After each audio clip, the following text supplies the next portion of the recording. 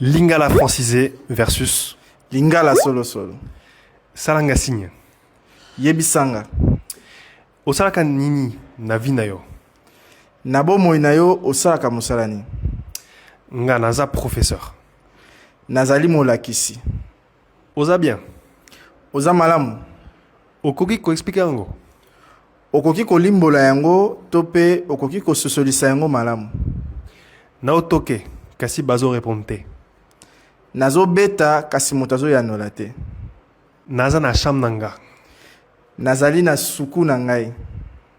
Chemise nanga eza ya couleur ya jaune. Simisi na ngai ezali ya langi ya mosaka. Na comprendre yo bien te.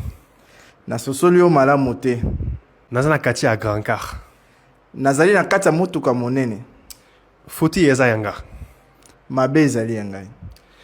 Heure moko. Tango mosusu. Ok, matondo. Merci mingi. Sosoli matondo mingi. Ok.